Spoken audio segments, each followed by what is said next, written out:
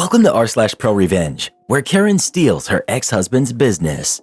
Ex-wife stole his business, a revenge 2 years in the making. So Abe is a young, talented veterinarian, and Sophia is his now ex-wife from a very wealthy family. For context, I'm a humble software developer who transitioned into cybersecurity about 6 months ago. Here's how things went down. Backstory. Abe and Sophia used to work at my parents' veterinary clinic. Abe was the veterinarian and Sophia was an assistant. Abe is the kind of guy who's way too nice for his own good, while Sophia is a manipulative, conniving nightmare. About 4 years ago, Sophia got caught stealing from the clinic's cash register and was fired. Naturally, she manipulated Abe into quitting about 6 months later. The two of them opened a much smaller clinic in a town nearby. Abe was the sole doctor, handling all of the actual work. While my parents were furious at Abe for defending Sophia, I still liked the guy and I wanted him to succeed. So I helped him set up a website and some other IT systems, details that will matter later. Fast forward a couple of years and their clinic seemed to be thriving. But here's the catch. Sophia and her family owned 49% of the business. Abe owned 46% and the remaining 5% belonged to an investor who, unbeknownst to Abe, was tight with Sophia's family. Predictably, Sophia and her crony investor decided to do Abe over. They started funneling assets from the original clinic to a new company they secretly set up. Thanks to their majority control, they could legally do this, even though it was morally bankrupt. Abe couldn't just be fired outright since he technically owned a big chunk of the business. But with no assets left, the clinic tanked and Abe was out of a job. To add insult to injury, there was a non-compete clause in his contract, which barred him from starting another clinic in the area. Things weren't great with my parents either. They were still mad about how he defended Sophia, so he couldn't go back to his old job. Oh, and they also tried to stiff me on payments for all the IT work I'd done for their clinic. So Abe was stuck, and I was out having drinks with him one night to cheer him up. We started talking about Sophia, who would get to replace him as the vet. Knowing her, we figured it wouldn't go well. I was still salty about the whole situation, so I decided to check if they had revoked my access to their IT systems. Spoiler alert, they hadn't. They didn't even bother changing the company email password. Abe and I started poking around. Technically, this was an illegal gray area since he was still a part owner for a couple more weeks. We found 3 job applicants and rejected them all, very rudely I might add. The veterinary community in this country is tight-knit, so word spreads fast. But the real fireworks happened 2 years later, while Abe was in the middle of a long legal battle against Sophia and the investor. By sheer coincidence, I noticed I still had access to their system. Turns out, Sophia had been impersonating a licensed vet during stretches when the clinic couldn't keep an actual vet on staff. She had been forging prescriptions and putting her name down as the attending vet on case logs. Now, I wasn't about to expose myself by outright leaking this info, but during my cybersecurity studies, I learned a few tricks. Let's just say a very clever attacker exploited a vulnerability in the clinic's database, causing it to send confidential data to an external server. This server, hypothetically speaking, could belong to said attacker. A couple of days later, this info mysteriously appeared on a public forum that I frequent. For legal reasons, it definitely wasn't me who posted it, but I did archive the post before it got taken down. I also conveniently emailed Sophia about the security flaw I had discovered in their system. Of course, I used an address she barely checks, so she didn't see it in time. When Abe's lawyer brought this evidence to court, the judge ordered a full audit of the clinic's logs. Sophia panicked and tried to delete the database, completely forgetting about the weekly backups.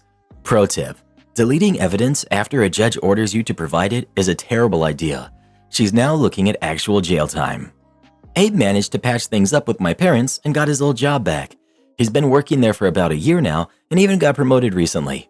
He bought me a nice bottle of rum as a thank you gift, which I'm sipping as I type this. Oh, and all the animals Sophia treated are being followed up on by government officials. Thankfully, it seems like she didn't harm any of them. She mostly did stuff like removing stitches and administering vaccines, things a trained assistant could handle. Still, highly illegal. Am I the jerk for cutting all contact with my family because of a prank? So here's the deal. I, 27 female, have always had a pretty rocky relationship with my family. They're the kind of people who think every joke is hilarious as long as someone laughs, no matter who ends up getting hurt in the process. I've spent years trying to brush it off or not let it bother me, but this time they took things way too far and I just can't let it go. Recently, I've accomplished something I'm incredibly proud of. I bought my first house. I'd been saving for years, skipping vacations, avoiding going out to eat, and saying no to all kinds of stuff to make this happen. It was a huge deal for me, and I was beyond excited to finally have a place to call my own. Despite my history with my family, I figured sharing this milestone with them would be okay, even if things between us have always been tense.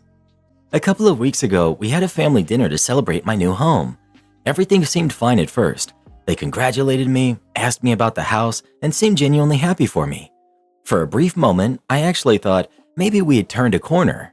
But of course, it didn't last. About halfway through dinner, my brother, who's 30, and sister, who's 25, handed me an envelope. They were grinning like idiots and said it was a surprise to help me out with the house. I was already feeling emotional, so I thought it might be something sweet or supportive. I opened it, and inside was a legal-looking document stating my house purchase had been canceled due to a clerical error and that the property was now being sold to someone else. It had my name, the address, and even an official-looking letterhead. My heart sank. I felt like my whole world was crashing down right there at the dinner table. I just stared at it in shock while they waited for a reaction. Then they burst out laughing. My brother yelled, "Gotcha!" and everyone around the table joined in. Turns out they had faked the whole thing as some kind of elaborate prank. They thought it would be hilarious to see me freak out. When I burst into tears, they only laughed harder. My sister was literally recording the whole thing on her phone, and they joked about posting it on social media. I couldn't believe it. Here I was, celebrating one of the biggest achievements of my life, and they turned it into a cruel joke. Through tears, I managed to tell them how hurtful it was. I explained that buying this house was a huge deal for me, and they had completely ruined the moment. Their response, "You're too sensitive. It was just a prank. You need to lighten up." I left dinner early, crying the whole way home. The next couple of days were a blur of hurt and anger. This wasn't the first time they had done something like this. Over the years, they had played plenty of pranks at my expense. One time, they ruined a job interview outfit by accidentally spilling coffee on it. Another time, they pretended they had lost my dog just to see me panic. Every time, they'd brush it off with the same excuse. "It's just a joke." This was the final straw. I decided I couldn't take it anymore. I didn't make a big announcement or start any drama. I just quietly cut contact. I stopped responding to messages, blocked them on social media, and ignored invites to family gatherings. Now, of course, I'm getting all kinds of guilt-tripping messages from extended family. My mom left me a voicemail in tears saying I'm tearing the family apart and begging me to come back. Some of my aunts and uncles have called me selfish, saying I'm overreacting and that I need to let it go because family is family. But honestly, I don't know how I could ever forgive them for this. This wasn't just a one-off joke. This was the latest in a long line of humiliations, and I'm done being the punchline.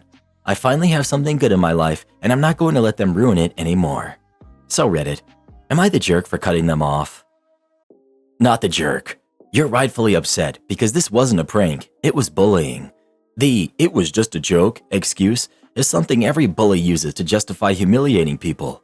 They thought it would be fun to upset you on your big night, record your reaction, and then post it on social media? And your mother is crying that she misses you? No, she had an opportunity to call them out for their behavior and demand they treat you with kindness and respect. But instead, she just went along with their prank. You deserve better than this. I'm glad you finally decided to put an end to their bullying. Don't let them or any extended family members pressure you into doing anything you don't want to do. I'm sorry they couldn't just be happy for you and your achievement. Congratulations on your new house. Update. After I went no contact with my family, I really thought they'd get the message eventually and just move on. Spoiler alert, they didn't. For the past few weeks, my brother and sister have been on a mission to get me to see the funny side of their prank. They've been showing up at my house uninvited, banging on my door and demanding that I talk to them. At first, I tried ignoring it, but it became clear they weren't going to stop anytime soon. One night, I was sitting in my living room when I heard yelling outside. I checked, and there they were with their phones out, recording themselves and yelling stupid stuff like, "She can't take a joke," and "Let's see how long she can hide." It was beyond ridiculous. At that point, it didn't feel like they wanted to make up. It felt like straight up harassment. The last straw came when I walked out to my car one morning and I found that it had been egged. I checked my security camera and guess who the culprits were? Yep, my brother and sister. I texted them, calling them out for this childish crap and telling them they had seriously crossed a line. Their response? "You're so dramatic. You're going to laugh about all this one day. Like, really? That's when I realized I couldn't just ignore this anymore. I went to the police and filed a harassment report. The officers took me very seriously, reviewed my security footage, and agreed that this was not okay. They contacted my siblings and gave them an official warning to stay away from me. And how did they react? By sending me even more mocking messages, calling me a snitch, and saying that I was the one tearing the family apart. Some of my extended family decided to chime in too. A few told me I should have talked it out instead of involving the police, but others who saw the footage were horrified and completely on my side. I feel so many emotions about all of this. Relief that I'm finally standing up for myself, but also a lot of sadness. It's heartbreaking to realize that my own family could treat me this way. Still, I know I did the right thing. I feel safer now, and I'm focusing on building a life in my new home surrounded by people who actually respect me. If anyone out there is dealing with toxic family drama, just know that you're not alone. It's hard to set boundaries, but sometimes it's the only way to protect your peace. Thank you to everyone who encouraged me to stand up for myself. That's not a prank. Pranks are fun for both parties. This is just bullying. Good for OP for cutting them off. The fact that they're doubling down on it rather than thinking about what they've done and apologizing doesn't say a lot for their intelligence. Oh look, she's cut us off again because we were mean to her. Let's be even meaner, then she's sure to like us again. The HOA President's long goodbye. When I moved into my suburban neighborhood, I thought I was getting a quiet slice of the American dream. Nope. What I actually got was a dystopian nightmare run by our HOA President, Todd. Picture a wannabe dictator with a superiority complex and an undying love for rules that only seems to apply to everyone else. Todd's greatest hits included fining people $200 for leaving trash cans out a minute past 9 a.m., while his own yard looked like a junkyard and his illegal fence towered over the rest of the neighborhood. But Todd's worst offense? He used the HOA as his personal ATM. My first run-in with Todd was over the stain on my fence. Apparently, the approved stain was out of stock, so I used the closest match. Todd slapped me with a $500 fine. When I tried to explain and even showed him receipts, he smirked and said, "Rules are rules." That was the moment I realized Todd needed to be taken down, not with yelling or petty revenge, but with cold, hard evidence. Todd underestimated me, which was his first big mistake. I volunteered for the HOA board under the guise of being a concerned neighbor who wanted to help. I played my role perfectly, smiling, nodding, and pretending to be clueless. For 2 years, I attended every meeting, taking mental notes on how Todd operated. He ruled by intimidation, drowning people in paperwork, and pushing through votes when only his allies were around.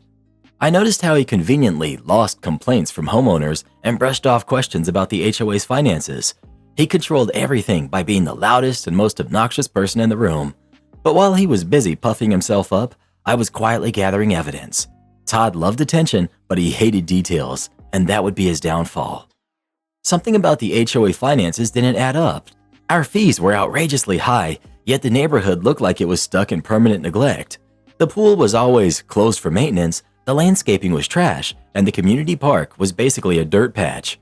Meanwhile, Todd bragged about his excellent financial management. I started poking around. As a board member, I had access to some records, but Todd was weirdly cagey about the budget.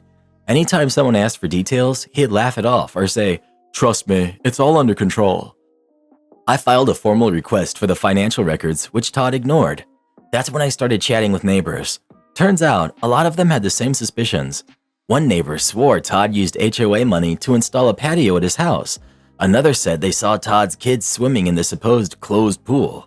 I kept digging until Todd had no choice but to hand over the records. When I finally got my hands on the financial documents, it was like opening Pandora's box. Everything was a mess. Invoices were missing, payments were mislabeled, and expenses didn't make any sense. There was a $15,000 landscaping fee paid to a company that didn't exist, and thousands spent on administrative costs with zero explanation. It took weeks of cross-referencing bank statements and public records, but I found the smoking gun. Todd was funneling HOA money into his personal accounts. He had also been inflating contractor fees and splitting the profits with his buddy, who conveniently handled all of our maintenance. By the time I was done, I had spreadsheets, photos, and sworn statements from neighbors. Todd had no idea the storm that was heading his way. The annual HOA meeting was usually a snooze fest with maybe 10 people showing up.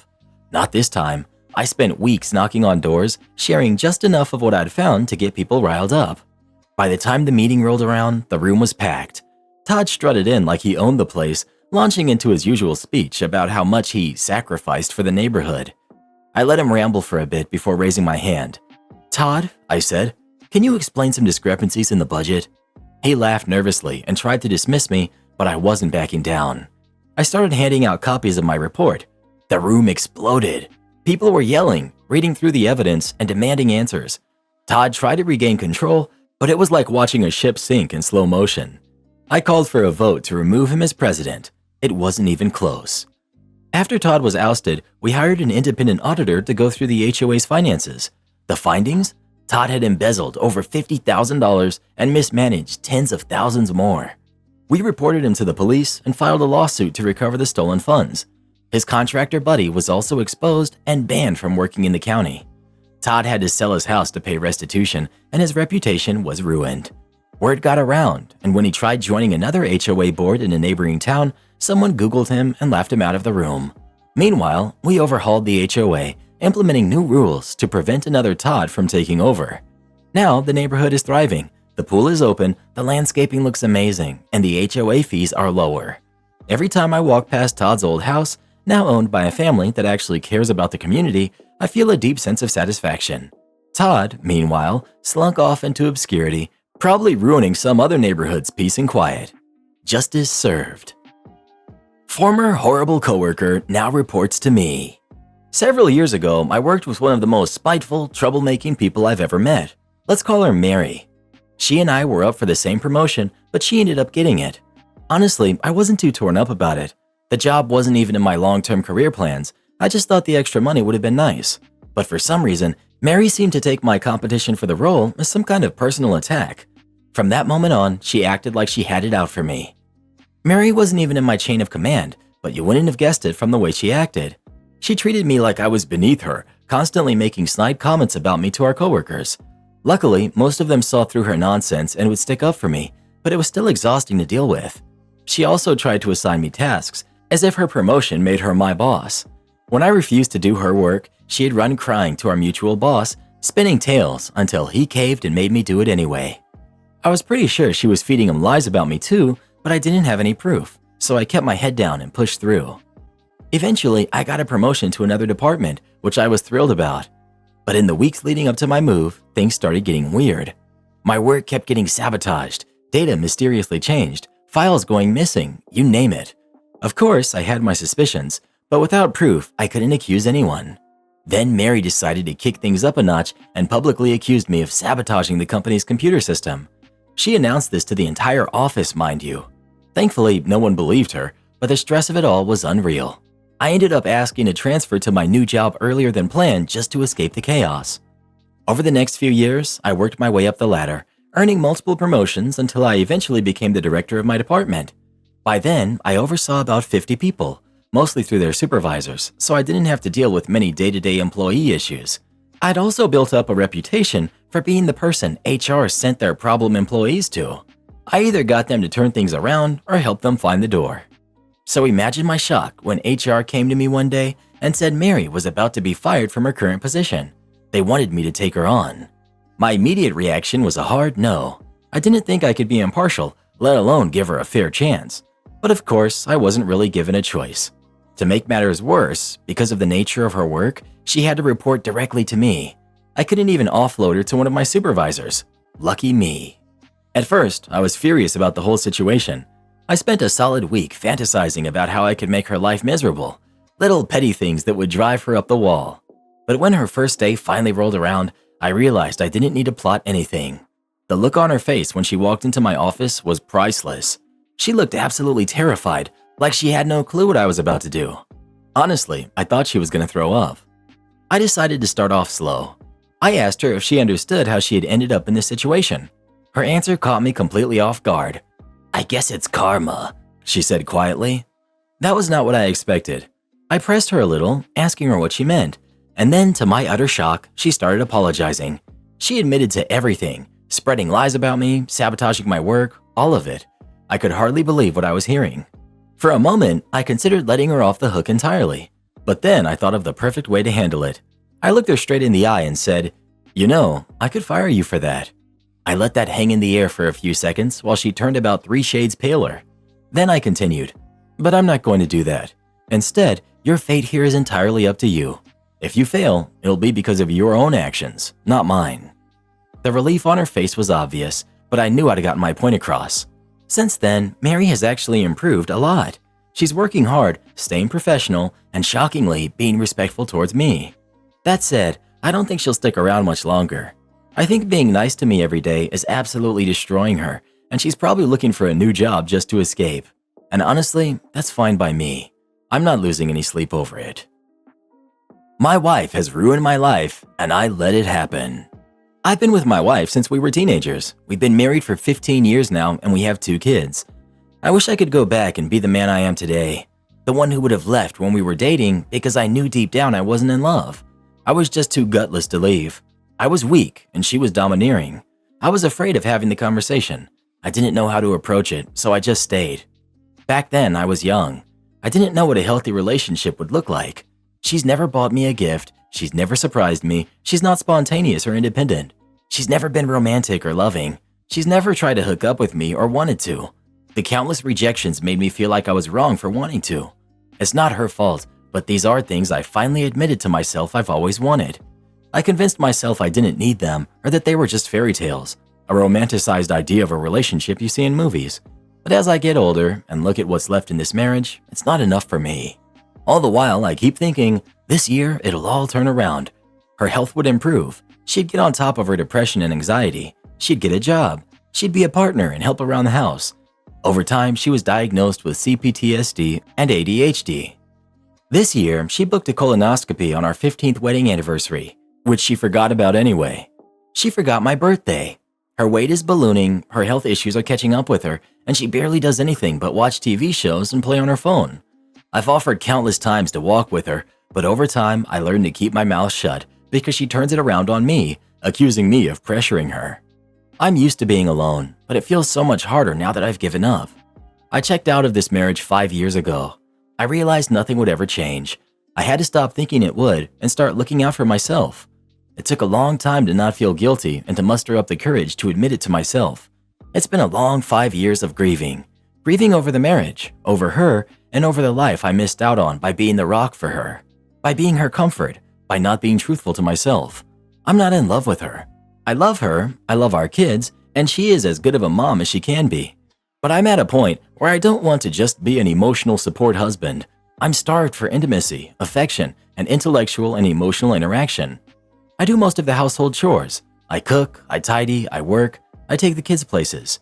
Now, I don't ask her to come, not because I know she won't, but because I don't want to be seen with her. I don't enjoy her company. Her health issues have given me carer's fatigue. I see her more as a child I need to look after rather than my partner, and I have long since stopped being attracted to her. I communicated this to her a few years ago. She only wears pajamas unless she has to leave the house. She has made no attempt to address our love life. We've had several serious conversations, ones that have become more blunt over time, but she still seems to carry on every day as if these conversations about how unhappy I am will just go away. I don't think she realizes how serious this is, or maybe she's just too used to me not being strong enough to leave. She can't exist without me. She's terrified of me leaving, and to be honest, I have no financial means to leave. I want a divorce, but I don't know what will happen if I do. I'm deeply unhappy. I'm alone. We don't fight. Every day is just another day, going through the motions. I just want more. I wanted love. I crave physical touch. I crave a partner. I'm jealous of other people. Writing this out is daunting. It feels like the tip of the iceberg. I deserve more. I deserve someone who wants to look after themselves, not only for themselves, but for me too. I was willing to stay, to work on it. I was always attracted to her. I loved her. But the years of problems and isolation I feel in this marriage have forced me to look at it honestly. Once I saw it from an objective, unbiased viewpoint, I realized I was the fool. It's not her fault that she feels entitled to my unwavering support. I'm not sure what I'm trying to say. This was hard to write. It feels too big to even attempt to boil down into words. You told yourself what you would do if you could go back. Now imagine writing this again in 5 or 10 more years and trying to explain why you didn't listen to yourself. You know the answer. If you read this instead of writing it, what would you say to the person that wrote it? Probably the same thing every person who responds to this is going to tell you. You need to take care of yourself for a change. Maybe if your dog didn't wander the neighborhood, he wouldn't get hurt. Thanks for calling. This is a tale from my childhood, and I feel like this is the best subreddit for it. It's a success story from many years ago. We all know the classic story of the off-leash dog terrorizing the neighborhood. This one's about Sunny, a Labrador that his owners would just let loose in the mornings before heading to work. It was absolutely not okay with most of the neighborhood, and even if Sunny had been the sweetest dog in existence, it still wouldn't have been acceptable. Unfortunately, he wasn't sweet at all. Sunny was a working line lab with zero training and way too much energy, and that combination turned him into a nightmare. His aggression and prey drive spiraled out of control, and his favorite targets were anything fast-moving with limbs or wheels, like kids and bikes. The whole neighborhood tried everything to get the owners to take responsibility. They went the legal route, the friendly neighborly route, and even the HOA got involved, but none of it worked. Meanwhile, Sunny expanded his territory little by little. At first, it was just a matter of avoiding one street, but eventually, parents weren't letting their kids ride bikes anymore because Sunny would roam acres of our semi-rural neighborhood looking for someone or something to chase and bite. People with small dogs started carrying walking sticks just to defend themselves. Every parent signed a petition. Animal control wasn't much help since they were swamped with other issues, something about raccoons, small town problems. By the time Sunny became everyone's collective nightmare, the owners were still claiming he was just playing. They'd brush off complaints with the classic, "people don't like dogs" excuse. You know, the usual song and dance. Then Sunny made the worst decision of his life. He wandered into my yard. Now, this is where Jessie comes in. My dad was friends with a breeder who specialized in working line German Shepherds. She bred dogs for serious jobs like airport security and personal protection. She was super selective about matching dogs to owners and didn't sell to just anyone. But every once in a while, she'd have a puppy whose temperament was better suited for family life. That's how we ended up with Jessie, a sweet but absolutely massive German Shepherd, who was the fluffiest ball of protective energy you could imagine. At the time of this story, Jessie was 3 years old and in her prime. So there I was, playing in the yard, minding my own business, when Sunny came charging in out of nowhere. Before I knew what was happening, he bit me and was taking me towards the road. I was kicking and screaming like a banshee trying to get free. Then Jessie happened. In a blur of fur and fury, she launched herself at Jessie. I heard this awful thump as she got him full force. Suddenly, the pressure on my ankle was gone. I sat on the driveway, frozen, watching my gentle family dog turn into an absolute force of nature. Jessie didn't just fight him off, she wrecked him. Sunny, who had never once picked on anyone his own size, was now crying and howling as Jessie got him. She didn't let up until she had dragged him down our driveway and chased him halfway up the street. When Sunny was finally out of sight, Jessie trotted back to the house like nothing had happened. My parents had run outside after hearing all the chaos, and Jessie greeted them like a hero returning from battle. The only injury she had was a tiny nick on her tongue, which didn't bother her one bit. Her thick, plush fur coat had protected her from Sunny's much weaker bite. Later, when my dad told her breeder what happened, she burst out laughing and said Jessie's sire had just won a personal defense competition that week. The next day, Sunny's owners started calling around the neighborhood to figure out what had happened to their precious baby. They were freaking out over the vet bills, which included all kinds of tests and vaccinations, because they thought a wild animal might have attacked him. My dad answered the phone, listened sympathetically, and then dropped the mic with, "Well, maybe if your dog wasn't wandering the neighborhood, he wouldn't get hurt. Thanks for calling." Click. Within a month, Sunny had an electric fence, and not long after that, a heavy-duty chain link fence went up too. The neighbors were noticeably embarrassed whenever we saw them and wisely decided to never own another dog. After that, the neighborhood was peaceful again. My parents did insist on me taking Jessie as an escort whenever I went out to play, but she didn't seem to mind. She got a steak every Friday for the rest of her life, a well-deserved reward for being the best dog ever. Am I the jerk for taking away my daughter's gifts because she didn't spend Christmas with us? My daughter, Leia, her mother and I were never married, but we did officially separate when she was 5. I got with my wife, Naya, back when Leia was 9, and I married Naya when Leia was 12. Leia never really got on with Naya, didn't want to spend time with her, and was just generally unpleasant to her. We're currently in family therapy, and honestly, I think Leia just says the meanest things possible to avoid actually discussing her feelings with us. She's absolutely amazing to hang around with one-on-one, but is unpleasant around Naya. We were all supposed to spend Christmas together, as per our custody agreement. Leia is 16 now, and we have been more lenient, but we have always adhered to our agreement for holidays and birthdays. On Christmas Eve, Leia left to see her boyfriend's family and drop off her gifts. At around 6, I call her and ask her when she's heading home. She says that she's staying there. I know her mom lives near her boyfriend, and I asked if that's where she was going. She didn't answer. I told her to come home, and she pretty much agreed, but never did. I then called her boyfriend's parents, and they confirmed she left to her mother's, and I called her mother, who said Leia was there. Naya was heartbroken because she felt like Leia didn't want to be there because of her. This year, Naya handled all the gifts. She did the work of going to the stores and picking them out. I decided my daughter wasn't allowed to treat Naya like this and had to at least be civil with her. So when Leia got home, I asked why she wasn't at Christmas. She said she wanted to spend it with her real mom. I said that's fine. When she asked about her gifts, I said her fake mom got it for her, so she doesn't need them. Needless to say, she's upset with me and hasn't said anything since. Naya appreciates me putting my foot down, but she feels like Leia is a lost cause and to just give her the gifts. Leia's mom agrees she needs to stop treating Naya badly and expecting no consequences. Am I the jerk? Note, she has the gifts her mom and boyfriend and other family got her, just not the ones that Naya got her. I got her a car for Christmas, gifted it to her in November because she needed it. Leia is an only child on both sides. I have no other kids and I don't plan to. I'm fine with having a relationship with Leia outside of Naya. My issue is she treats Naya badly, like subhuman. She acts outright nasty to her. I wouldn't push so hard if she could at least be civil. Probably an unpopular opinion, but not the jerk. My parents split when I was 10. I never really liked my new stepmom, but I was at least polite to her, despite making it clear that I'd never have a real relationship with her. We don't buy each other gifts for Christmas or hang out in any way, but we can coexist around each other. So long as Naya hasn't done anything specific to upset Leia or done anything nasty to her because of this, which I will assume isn't the case because you didn't mention it, then Leia needs to learn how to be polite and civil without having a relationship. Unlike others have said, no, you don't need to pick between having a relationship with your daughter or just accepting this. Do this next. Tap here on your screen to come see our new podcast playlist, where you'll find thousands of hours of the best stories you've ever heard. Or tap the one on the right. That episode is specifically just for you, based on other videos you've enjoyed the most.